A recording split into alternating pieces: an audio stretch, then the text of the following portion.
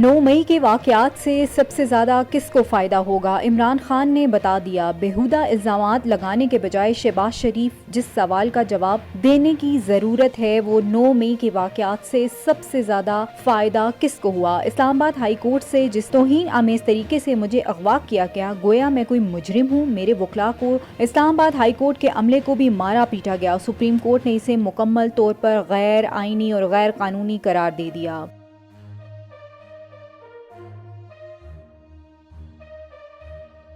عمران خان کا اپنے پیج پر post share کرتے ہوئے کہنا ہے کہ فیسٹیول سے آج 12,000 فٹ پر بھی پی ٹی آئی زندہ ہے اور بڑھ رہی ہے۔ جس خیال کا وقت آ گیا کوئی طاقت اسے ختم نہیں کر سکتی، چاہے اسے دبانے کے لیے کتنا ہی جبر اور ظلم کیوں نہ کیا جائے۔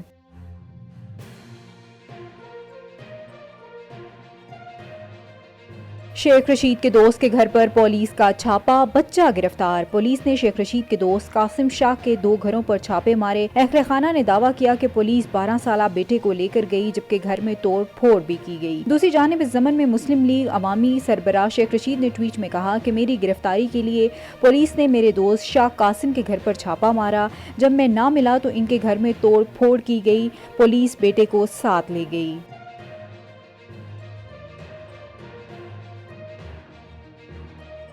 چیئرمین پی ٹی آئی نے آئی ایم ایف سے انتخابات کی گارنٹی مانگ لی، پی ڈی ایم اے کا دعویٰ۔ ترجمان پی ڈی ایم اے حافظ حمداللہ نے کہا کہ chairman P T I M F سے انتخابات کی گارنٹی مانگی۔ انہوں نے کہا کہ ملک میں انتخابات کروانا الیکشن کمیشن کا کام ہے، آئی ایم ایف کا نہیں۔ چیئرمین پی ٹی آئی نے جلسوں میں بیرونی مداخلت کا ڈھونگ رچا کر قوم کو بے وقوف بنا دیا۔ حافظ حمداللہ نے کہا کہ یہ منافقت ہے جس کا پردہ ہم 10 سال پہلے چاک کر چکے ہیں۔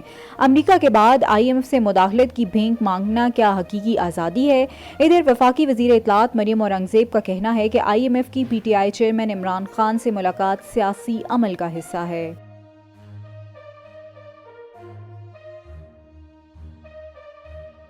یونان کشتی حادثہ، زندہ بچ جانے والے نوجوان گھر پہنچ گیا۔ عثمان صدیق نے گھر واپس پہنچ کر کہانی سناتے ہوئے بتایا کہ کشتی میں 700 افراد سوار تھے جس میں 350 پاکستانی تھے۔ کشتی میں سوار ہونے سے قبل ان سے لائف جیکٹس کے لیے رقوم وصول کی گئی تھیں۔ 6 روز سمندر میں کشتی چلتی رہی، کوئی کنارہ دیکھا نہ کوئی جزیرہ دیکھا، جبکہ ایک کارگو جہاز نے روک کر پانی اور خوراک سے بھی مدد دی۔ خیال رہے کہ گزشتہ ماہ یونان کی سمندری حدود میں کشتی ڈوبنے کے افسوسناک واقعے میں 80 سے زائد افراد ہلاک ہو گئے تھے۔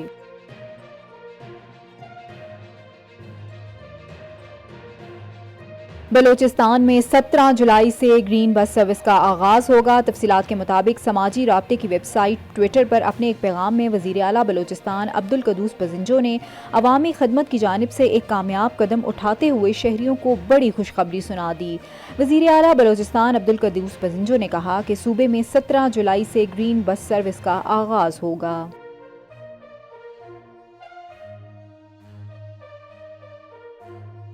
پنجاب میں کسی جگہ سیلابی صورتحال کا سامنا نہیں، محسن نقوی۔ ممکنہ سیلاب کے خدشے کے پیش نظر نگراں وزیر اعلیٰ پنجاب محسن نقوی نے دریائے راوی کا دورہ کیا اور دریا میں پانی کی صورتحال کا جائزہ لیا، جبکہ محسن نقوی میں محکمہ آبپاشی، پی ڈی ایم اے، ریسکیو 1122 کو چوکس رہنے اور تمام ضروری انتظامات مکمل رکھنے کی ہدایت بھی کی۔ وزیر اعلیٰ محسن نقوی نے کہا کہ صوبے میں کسی جگہ سیلابی صورتحال کا سامنا نہیں، صورتحال پر نظر رکھے ہوئے ہیں۔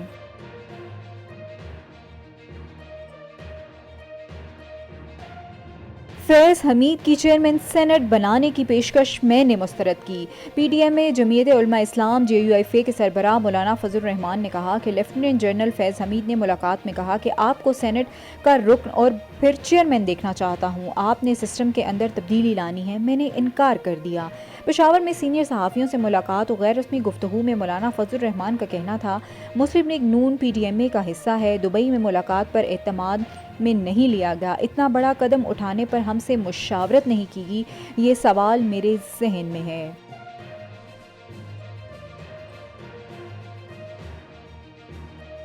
چشتیاں کے نواحی چک میں نوجوان بیوی نے اپنے ساتھیوں کی مدد سے اپنے خاوند کو چھری کے وار کر کے ہلاک کر دیا۔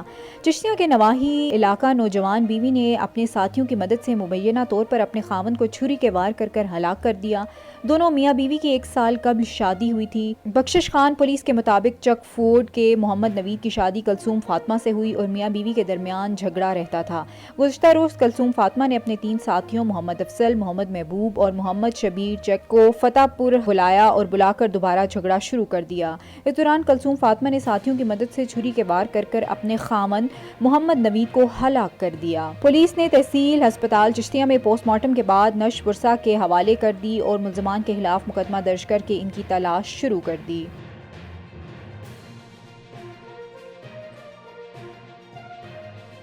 فیصل کریم کنڈی نے پی ٹی آئی کو اقتدار میں لانے کے چین کی مخالفت کی تردید کر دی۔ فیصل کریم کنڈی نے پی ٹی آئی کو اقتدار میں لانے کی چین کی مخالفت کی تردید کر دی۔ تفصیلات کے مطابق وزیر اعظم کے معاون خصوصی برائے غربت و سماجی تحفظ فیصل کریم کنڈی نے اپنے ایک بیان میں کہا کہ الیکشن سے قبل چینی حکام کی جانب سے ایسی کوئی بات نہیں کی گئی۔ چینی حکومت نے تحریک انصاف کی حکومت بننے کی مخالفت نہیں کی۔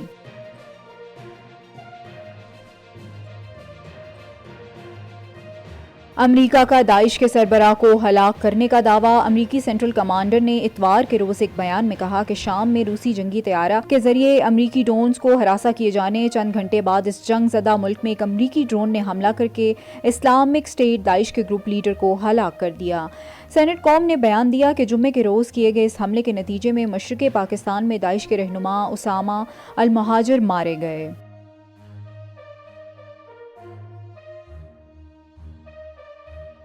بھارتی ریاست مغربی بنگال کے بلدیاتی انتخابات میں خون ریزی 18 ہلاکتیں۔ مغربی بنگال میں ہونے والی پنچایتی انتخابات خون ریزی میں تبدیل ہو گئی۔ مختلف واقعات میں 18 افراد ہلاک اور متعدد زخمی۔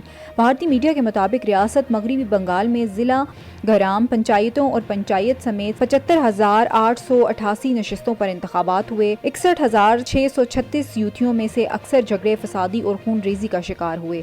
بالخصوص کوچ بہادر، مرشد آباد، ناڈیا اور جنوبی پرگن میں خونی جھڑپیں ہوئیں۔ کئی پولنگ اسٹیشنز پر بم دھماکے بھی ہوئے۔ امیدواروں نے ایک دوسرے سے بیلٹ باکس چوری کر کے الزامات بھی لگائے۔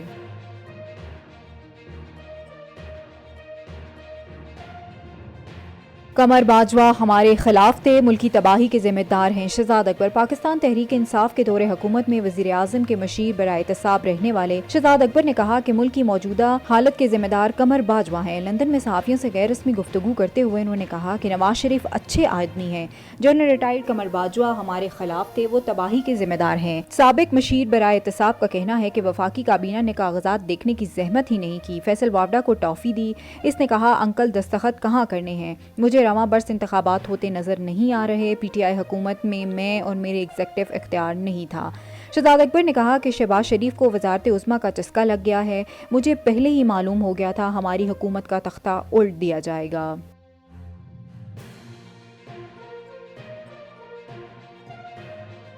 یو اے ای کی شہریوں کو روحانیت بھری ویڈیو بنانی مہنگی پڑ گئی۔ سوشل میڈیا پر مہنگی ترین کاروں کے شو روم میں روحانیت بھری ویڈیوز بنانے میں متحدہ عرب امارات کے سوشل میڈیا انفلوئنسرز کو گرفتار کر لیا گیا۔ یو اے ای کی خبر اجاں ادارے وام کے مطابق متحدہ عرب امارات میں الیکٹرانک کرائم اور افواہوں کے انسدادی محکمے نے رائے عامہ متاثر کرنے اور عوامی مفاد کے لیے نقصان دہ ویڈیو بنانے اور اسے پوسٹ کرنے پر ایک شخص کو گرفتار کر لیا۔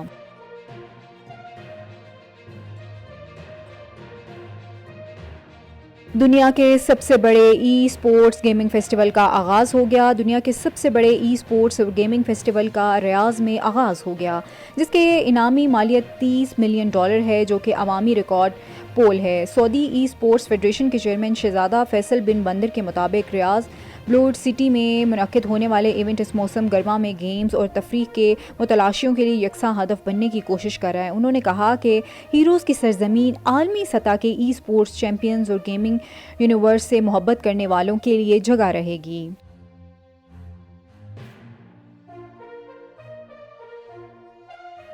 مونسون 25 جون سے اب تک ملک بھر میں 76 افراد جاں بحق۔ تفصیلات کے مطابق مونسون بارشوں میں ہونے والی جانی اور مالی نقصان NDMA نے رپورٹ جاری کر دی، جس میں بتایا گیا کہ گزشتہ 24 گھنٹوں کے دوران ملک بھر میں 9 افراد جاں بحق ہوئے، خیبر پختونخوا میں 2، پنجاب میں 5۔ بارشوں کے سبب مختلف واقعات میں جاں بحق ہونے والوں میں 8 افراد زخمی ہوئے۔ رپورٹ کے مطابق مونسون بارشوں میں 25 جون سے اب تک ملک بھر میں 76 افراد جاں بحق ہو گئے۔ جاں بحق ہونے والوں میں 15 خواتین اور 31 بچے شامل ہیں۔